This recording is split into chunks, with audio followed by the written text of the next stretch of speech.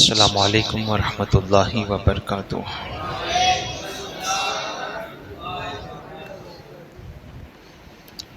الحمد للہ رب العالمین والعاقبۃ للمتقین والصلاة والسلام علی سید الانبیاء والمرسلین، اما بعد فاعوذ باللہ من الشیطان الرجیم، بسم اللہ الرحمن الرحیم۔ پڑھے الصلاۃ والسلام علیک یا رسول اللہ، الصلاۃ والسلام علیک یا حبیب اللہ، الصلاۃ والسلام علیک یا نبی اللہ،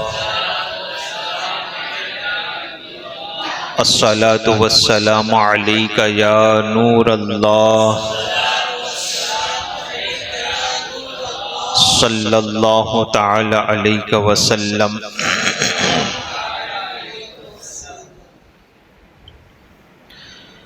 میری پیارا آقا صلی اللہ تعالی علیہ وسلم کے پیارے دیوانوں، قیامت کی بڑی نشانیوں میں سے اور ایک بڑی نشانی کا ہمیں ذکر کرنا ہے۔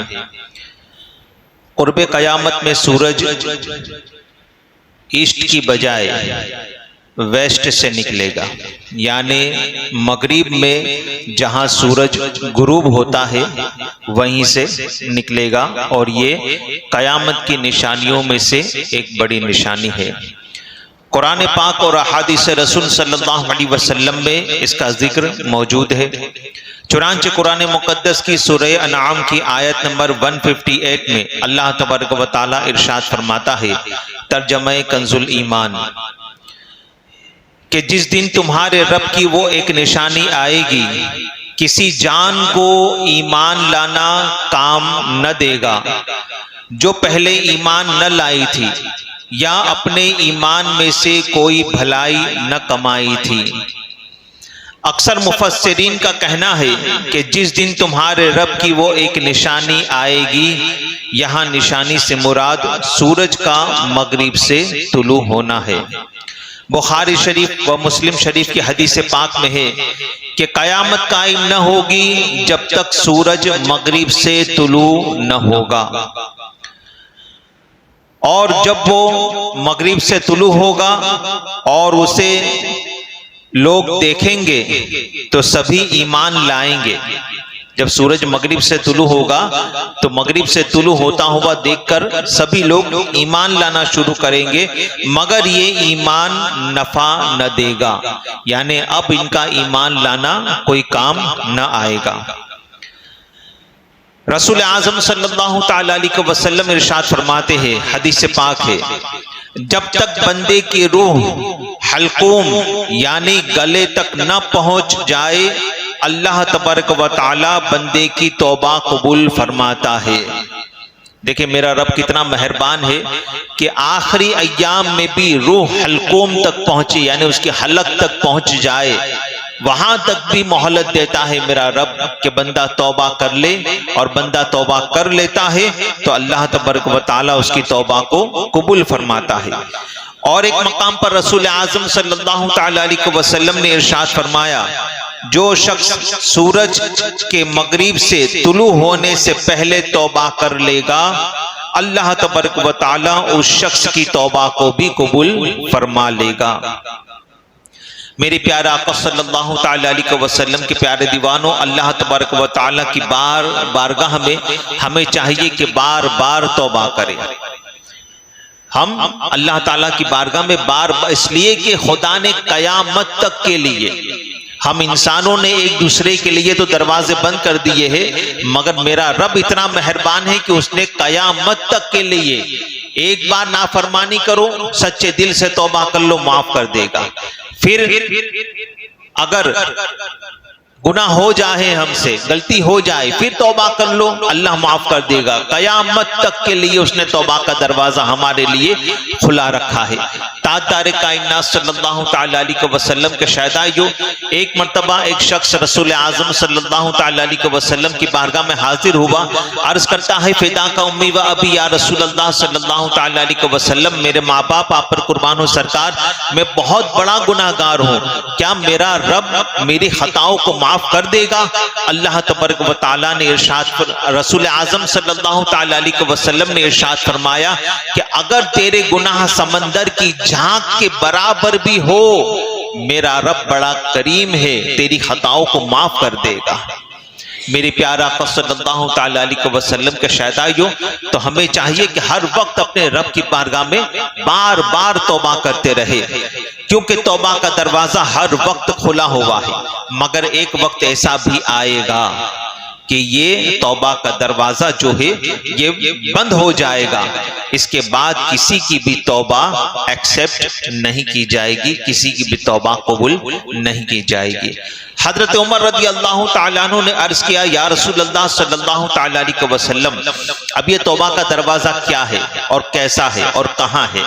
تو رسول اعظم صلی اللہ علیہ وسلم کی بارگاہ میں عمر فاروق اعظم رضی اللہ تعالیٰ عنہ عرض کرتے ہیں یا رسول اللہ صلی اللہ تعالیٰ علیہ وسلم، یہ توبہ کا دروازہ کیا ہے؟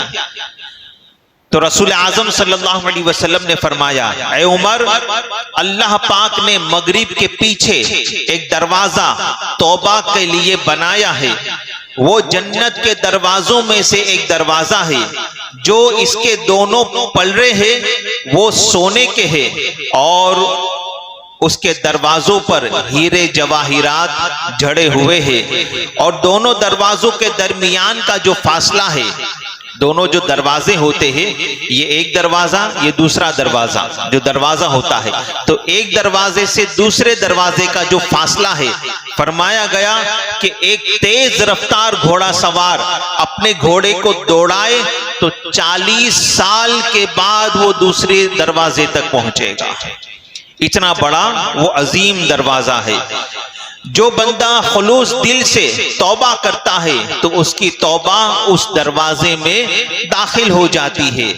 یہ دروازہ مخلوق کی پیدائش سے پہلے سے اللہ تبارک و تعالیٰ نے اس کو بنایا تھا، اور جب سورج مغرب سے نکلے گا تو یہ دروازہ ہمیشہ کے لیے بند ہو جائے گا۔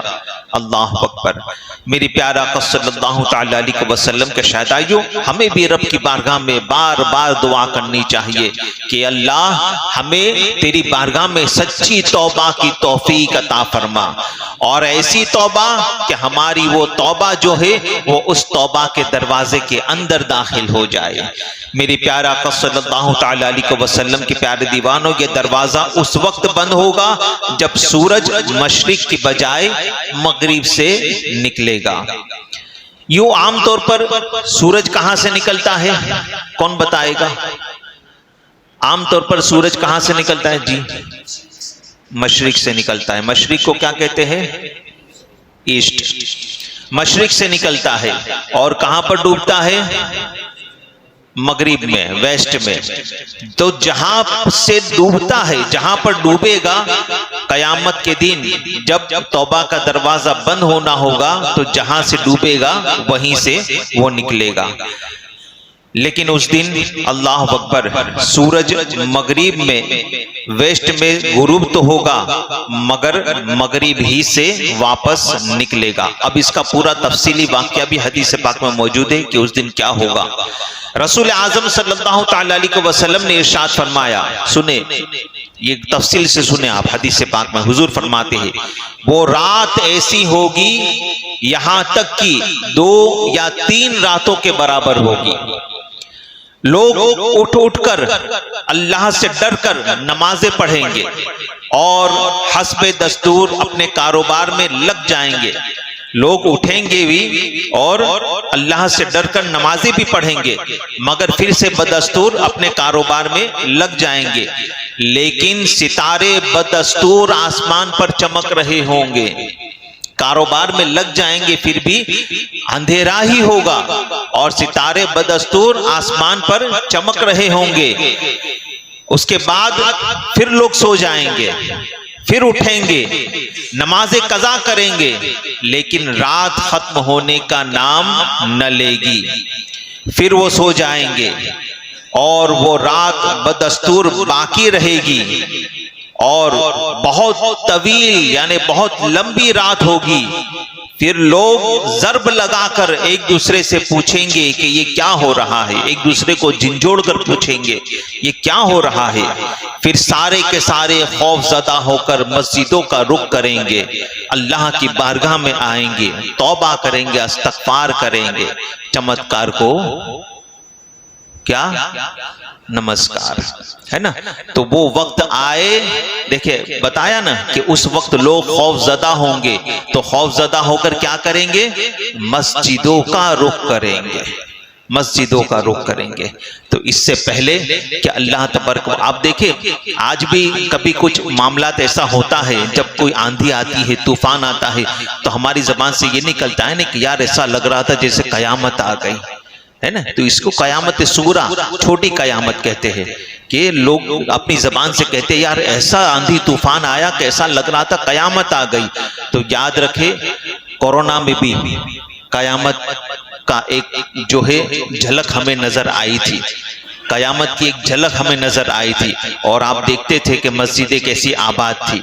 تو اللہ تبارک و تعالیٰ نے جب تک کہ ڈھیل چھوڑی ہے، اللہ تبارک و تعالیٰ کی اطاعت کر لو، مسجدوں کا رخ کر لو، نمازیں پڑھو پابندی کے ساتھ، عصر کی اور عشاء کی جماعت کے ساتھ نماز پڑھو، اور سنت غیر موقدہ بھی قضا مت کرو، ورنہ یاد رکھو کہ اگر آج اطاعت خداوندی نہ کرو گے، اللہ کی فرما برداری نہ کرو گے، قرآن کے فرمودات کے مطابق زندگی نہ گزارو گے، تو پھر وہ وقت ان قریب آئے گا کہ ہمیں پھر جھنجھوڑا جائے گا، اور کہیں زلزلے آئیں گے تو کہیں سیلاب آئیں گے، اور جب یہ سارے معاملات ہوتے ہیں تو بندہ پھر کہاں کا رخ کرتا ہے؟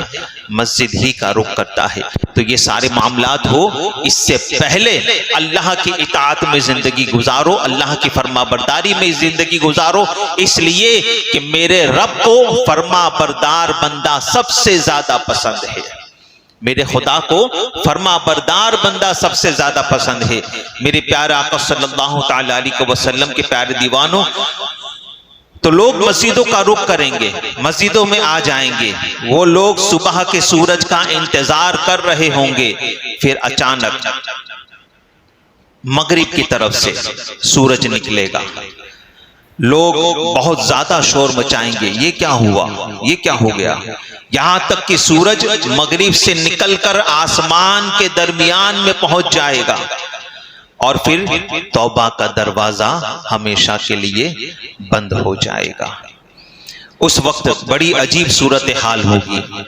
رسول اعظم صلی اللہ علیہ وسلم نے کیا فرمایا سنیں، حضور فرماتے ہیں کہ جب سورج مغرب سے نکلے گا، اس وقت اس امت کے کچھ لوگ سور اور خنزیر بنا دیے جائیں گے، امت کے کچھ لوگ سور اور خنزیر، ان کے گناہوں کی وجہ سے سور اور خنزیر بنا دیے جائیں گے، اعمال نامے لپیٹ لیے جائیں گے، قلم خشک ہو جائے گی، پین خشک ہو جائے گی۔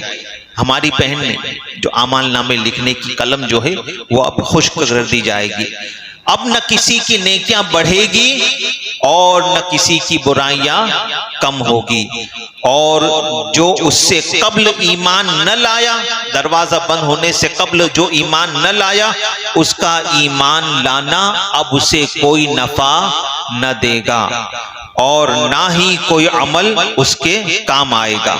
بلکہ یہاں تک کہ فرمایا گیا کہ لوگ جب سورج کو مغرب سے نکلتا ہوا دیکھیں گے تو لوگ سوچیں گے اب تو توبہ کا دروازہ بند ہونے لگا ہے، چلو ہم اللہ کی راہ میں صدقہ و خیرات کریں۔ تو فرمایا گیا کہ اس وقت لوگ اوریجنل سونا جو ہے، اینٹوں کی اینٹیں رب کی راہ میں خیرات کریں گے، مگر وہ خیرات کرنا بھی قبول نہ ہوگا، ہاتف غیبی سے آواز آئے گی، یہ کل کرتا تو قبول ہو جاتا، آج تیرا یہ عمل بھی قبول نہیں ہے۔ تو میری پیارا آقا صلی اللہ علیہ وسلم کے پیارے دیوانوں، وہ وقت آئے اس سے پہلے اللہ تبارک و تعالیٰ کی ذات غفور الرحیم ہے، خدا بخشنے والا بڑا مہربان ہے، خدا بڑا کریم ہے، رحیم ہے۔ اپنے گناہوں سے معافی طلب کرے، دروازہ بند ہو اس سے پہلے رب کی بارگاہ میں توبہ کرے، اور آج کی شب جو ماہ رمضان کی آخری شب ہے، جیسا کہ میں نے بتایا آج عشاء پڑھی تو آج ہم نے رمضان میں عشاء پڑھی، کل عشاء پڑھیں گے یقینی طور پر۔ اب تو ماشاءاللہ بہت سب سے پہلے آپ سب کو مبارک ہو کہ اللہ نے 30 روزے ہمیں عطا فرما دیے، الحمدللہ۔ تو اب کل کی عشاء جو پڑھیں گے یقینی طور پر کل کی عشاء ہم رمضان میں نہ پڑھ پائیں گے۔ تو آپ حضرات سے گزارش ہے کہ اب آخری ایام، بس چند گھڑیاں، چند ساعتیں، چند سیکنڈز اب بچے ہیں ماہ رمضان کے۔ اب باہر بورڈ پڑھ لیجئے، جس کو جس طریقے سے آنا ہو۔ آپ حضرات آج کی رات جو ہے ادھر ادھر گپے شپے میں نہ گزارے، اور نہ اپنا وقت فالتو جو ہے صرف کرے، اور آج کی رات تو میں کہتا ہوں سونے کو بھی ترک کر دے، سونا ترک کر دے، سلیپنگ آج کی رات ترک کر دے، اور آج کی رات مسجد میں گزارنے کی کوشش کرے۔ اللہ تعالیٰ عمل کی توفیق عطا فرمائے۔